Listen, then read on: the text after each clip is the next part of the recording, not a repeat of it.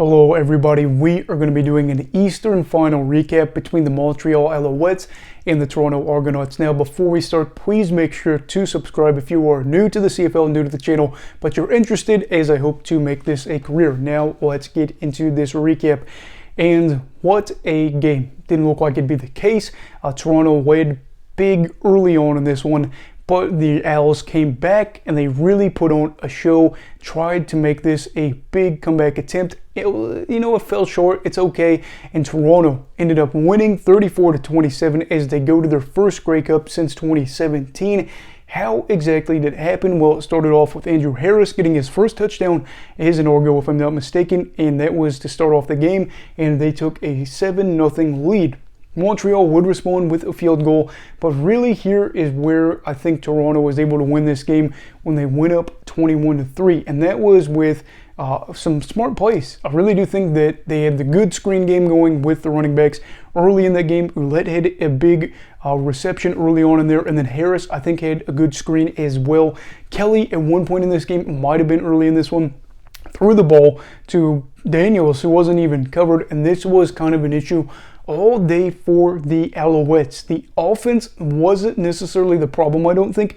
It was the defense. The defense's inability to stop runs. The defense's inability to sniff out these screen plays. I mean, you're looking at AJ Ouellette and Andrew Harris. These are not guys that I would say are going to be the players that you would have to worry about so much in the reception game. Ouellette a little bit different, but Harris is an older player coming back from an injury. You're probably hoping that he's a little bit rusty.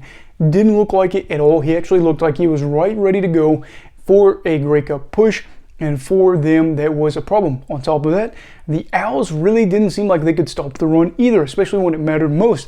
They had bad penalties, and this was a problem. Now luckily for them, they were able to rally in the second half, and they were able to make a game of it. I thought Philpott was very good in this one. Gino Lewis was good as well, and the Alouettes had some good drives. The problem is they stalled out at key moments, and I think that part of it too was Danny Machocha was kind of conservative here when he needed to be more aggressive. They went for field goals when you kind of felt like if they go for a field goal here, they might not get another chance to make this game close. And it was just problematic all around because there would be times Montreal would have a great drive, end up in Toronto's red zone. Problem is, they wouldn't come away with 7. And that is going to be something that holds you back again and again and again.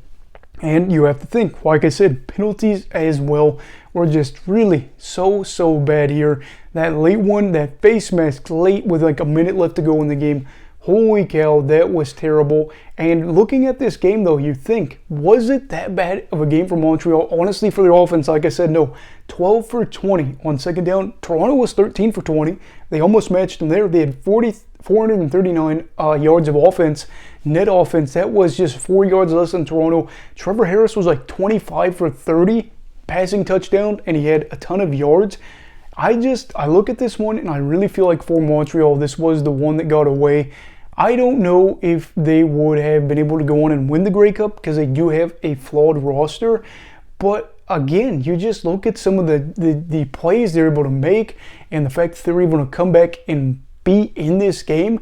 But when you go down 21-3, when you have these bad penalties, what is going to happen? You're not going to be able to likely bounce back from that. Credit to the Argos. I really do feel like for them, they were able to push the ball downfield. I couldn't believe how open some of these throws were, but at the same time, I also thought that they had some good throws as well. Montreal just looked out of place all day, and I think a good thing for them was that Toronto had a case of the dropsies, but in general, the Argos were able to execute when it mattered most. They were able to get it in every phase of the game. I don't know about special teams. I can't remember off the top of my head, but offensively and defensively, I think they got the job done. Defense lagged up a little bit. I do think Wynton McManus being out possibly was a factor in that one as well. But looking at this game, I would say we got a good game. We got our money's worth. Ultimately, though, Toronto proved to be the better side. They have brought in other people, and they've really tried to boost this team after they'd gone 4-14 in the 2017 or the 2018 and the 2019 seasons. So they went 8-9 28th over those 2 years, and then decided we have to get this city going and get reinvigorated. And I thought the crowd was good as well, but for this one, it was ultimately the Argos that got it done. Montreal has some question marks. Is Harris going to be the guy going forward? Is Philpott going to be their second receiver? I think he very well could be behind Gino Lewis going into next season. I would say that for the Owls, they are at that point where I still think they can win the East, but they have to be more disciplined and they have to be able to not shoot themselves in the foot early on. As for Toronto, job well done. McLeod Bethel-Thompson, special shout out to you. I think you made some clutch throws when you needed to. I really think for them, the one thing they have to watch out for in the Grey Cup is to make sure he doesn't lead the receivers too much. I'd rather have them lead it when the DB's behind him, which happened a few times. But in general, I think that the Argos missed out on a few plays in this one where McLeod ended up leading the receiver just a tad too much, and this one was still a great game. Glad to see it. Unfortunately for Montreal, their season is over. Their Grey Cup drought extends another year. Toronto hoping to win their first Grey Cup since the 2017 Grey Cup when Ricky Ray ended up winning that one for them there. Classic game, absolutely classic game, and they will go to Regina to play you-know-who. But anyway, what were your thoughts on this game? Let me know down below in the comments. Also, please make sure to like this video and subscribe if you are new. Everybody stay safe and have a great night.